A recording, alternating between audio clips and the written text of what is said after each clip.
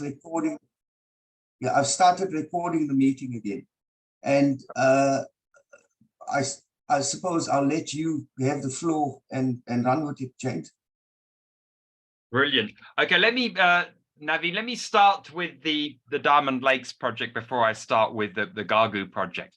This is very interesting, and I think it's only been in the past 2 or 3 years where they've really begun to understand the genesis of the diamonds. So if I kind of talk very briefly through the geological history, the Malmani Dolomites, which are basically the host rock to the area, was laid down in the Transvaal period at some 1,500 meters elevation.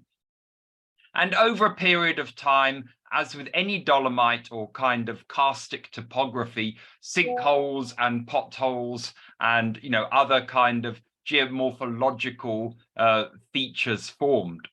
Then in the Karoo, towards the end of the Karoo, there was a very significant ice age, and in that you can see evidence of the Dwika tillite. Tillite is basically the sediment at the bottom of the glacier, which is laid down when the glacier retreats. So you can see much Dwika throughout of the country itself. So how does that kind of fit in within the Diamond Lakes and general diamondiferous runs, as they are called in this area? Well, at the bottom of these glaciers, and as they retreat, you have rivers, obviously, because as the glaciers melt and water goes into the environment and rivers are formed. And the feature of these rivers, which we see today, are called eskers. And what we see, eskers tend to be long and thin. They could be up to 30 kilometers long. They could be up between 80 and 300 meters wide.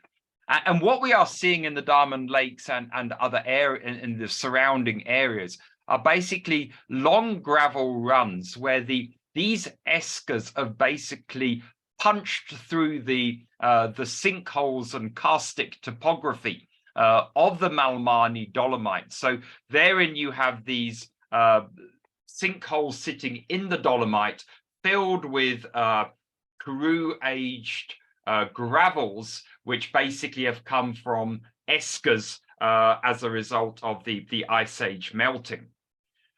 Interestingly, now, where do the diamonds come from? Now, this is obviously very, very important for us kind of commercial people. And it was long thought that these diamonds were of Karoo age or thereabouts. But that has now been disproved because they can't find any Karoo age fossils in relation to the diamonds itself. So the kind of the academics who look at this, and probably the most notable academic in this area is Professor Mike DeWitt, is that the diamonds themselves come from Neoproterozoic or Cambrian sources, so which have been long eroded away. And so those diamonds were entrained within the eskers at the bottom of these glaciers, and then are now remaining in the Diamond Lakes potholes and surrounding potholes. So Navin, that's a bit of a kind of a summary of the latest thinking. I jumped onto a Geological Society talk by Professor Mike DeWitt, which is recorded on YouTube. I'd happily share it with you, which gives a very good summary of the latest thinking around, where did the diamonds come from and the geology of the area.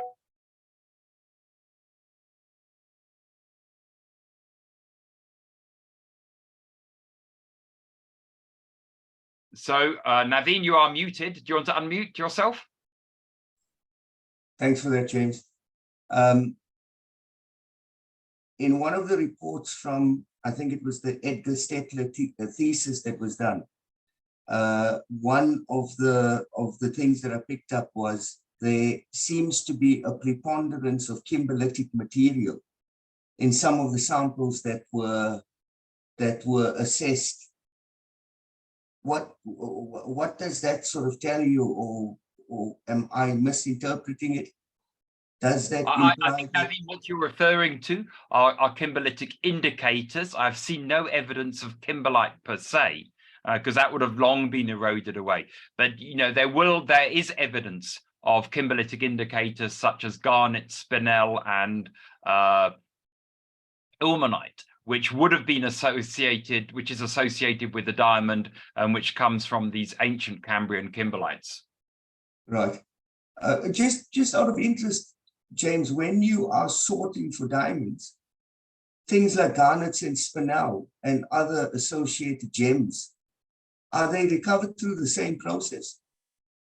They are in a typical mining process. They would form in the concentrate, and so if you look at, you have a scrubbing, screening, possibly a liberation process, and then you have concentration. And concentration could be a pan, it could be a DMS, it could be a jig, depending on what tools you're using.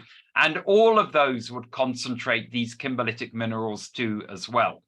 Right. But the final stage, which is either grease recovery or X-ray recovery, would not recover them.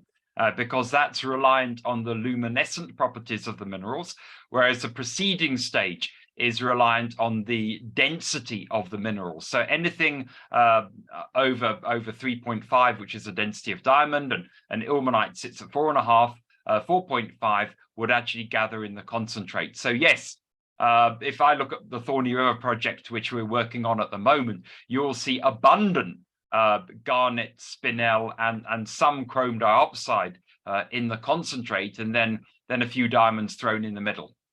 Right. We won't dwell too much on it. What can you maybe just delve quickly into the Kalahari and the geology of the Ghaghoo project for as long as it is around? It is an attractive diamond project, and I certainly hope that you pull it off and get your contractor in there and start operating.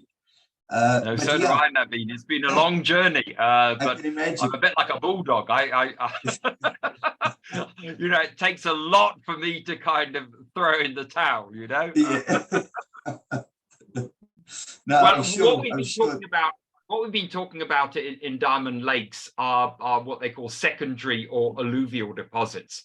And clearly, the diamonds have come from primary deposits. And in this case, primary deposits are kimberlites. Kimberlites are basically extinct volcanoes that have come up through the Earth's crust. And if we look at some of the numbers, there are around about 6,000 kimberlites in the world. You tend to find them only on cratons, which are ancient areas of continents. Of those 6,000, roughly 600 are diamondiferous, and of those 60 have been or are diamond mines. So it's a bit like finding a needle in a haystack. Yes. So what we have at Ghaghoo, we have a 10.8 hectare kimberlite that has intruded through the local basalt formation and is covered with 80 meters of Kalahari sand.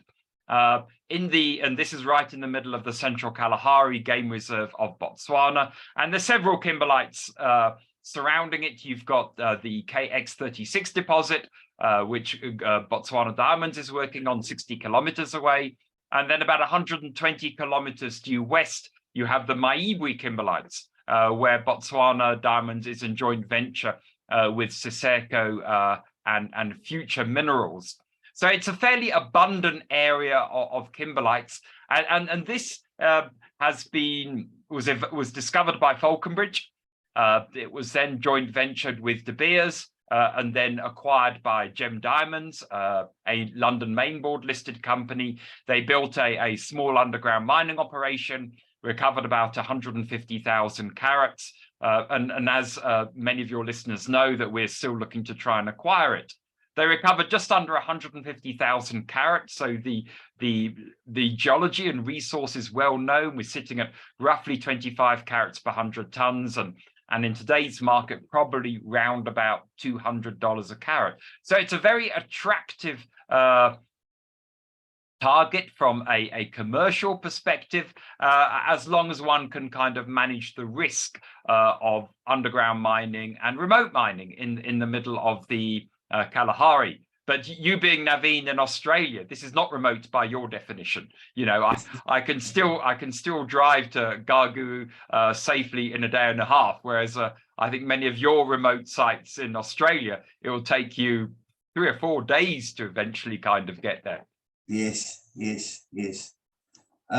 Shabir, anything you wanna add? We'll keep this discussion short and send it out. But James, we're hoping to set up a day out on Diamond Lakes, where when you've got the time and sort of planning a little bit in advance, to possibly give an on-site lecture to geology students. We've got a PhD student who's assisting us with trying to sort and set up this lecture, but we look forward to actually seeing you in the flesh and in your normal sort of outdoor gear.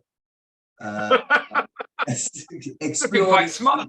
Yeah, you look pretty neat at the moment. Yeah, someone said I even brushed my hair this morning, which is quite unusual. But yeah, we'd want you trouncing around on Diamond Lakes and probably imparting some of your expertise with regards to how these runs and things look. It's going to take a little bit of organizing, but that's where Shabir comes in as well, and we are looking forward to that. We'll try and establish a date and set that down and work towards that. But thank you very much for your time and your trouble. And yeah, I look forward to catching up with you again shortly. No, thank you, Navin. And I look forward to going out into the field. Nothing is more exciting than talking about the kind of things we've actually spoken about, but doing it actually physically in the field. So you can, you know, look for these indicators, and you can look at the karstic topography, and you can look at the gravels, and then you can imagine this kind of massive glacier retreating in these huge streams with a base load of gravel, which is now sitting at the bottom of the Diamond Lakes potholes. Yes, very interesting. We're hoping to kickstart the project so late as the year runs on.